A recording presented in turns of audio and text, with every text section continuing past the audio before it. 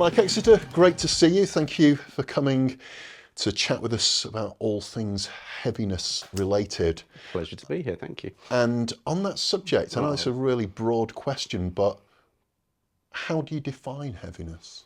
Well, I always think any of these descriptions come from a comparison point of view. So the whole yin and the yang of the universe, etc., is heavy, is defined by what precedes it and what comes after it. So for me, I mean, there was a meme that went out a few years ago, which was just the gravitational force of a black hole, and then the gravitational force of one of Iommi's riffs. And I know which one's heavier.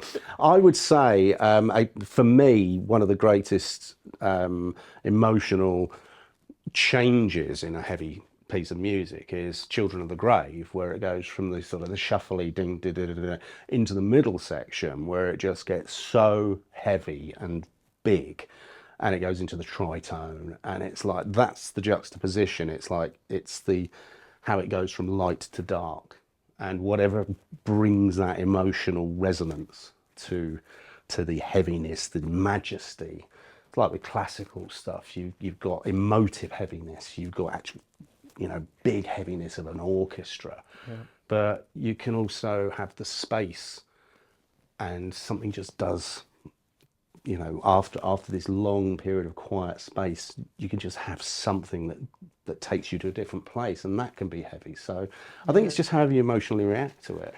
So obviously you feel there's different forms of heaviness. You mentioned classical music, and that's an interesting concept about what comes before and what comes after it, that a shout becomes not as loud if it's just a continual shout. But if you get a whisper, then a shout, then that dynamic changes.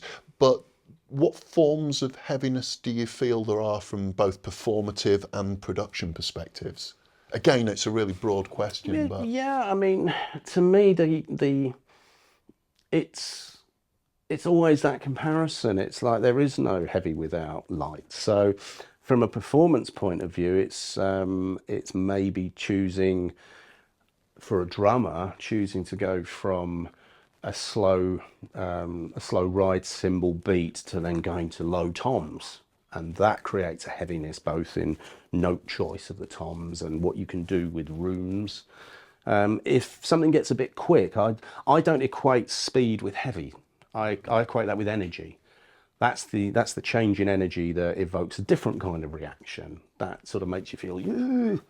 Whereas the heaviness is just the, it's that thing for me. So from a performance point of view, it's kind of it's related to that, and that comes from the writing. You know, it's like, and the arrangement, what are you trying to achieve? What are you pulling these people along in this journey? So again, because I watch lots of movie stuff, you take the journey of the 10-hour plus thing of Lord of the Rings, you take that change in emotive storytelling and narrative. By the end of the third movie, you're at this point where it has got so dark and heavy, you just want this thing to end because it's painful. And that's the heaviness in the emotional response to what's being shown to you. You know, you're living this story with the characters. And I think music can do that. I think music has a big part in dragging you along this timeline.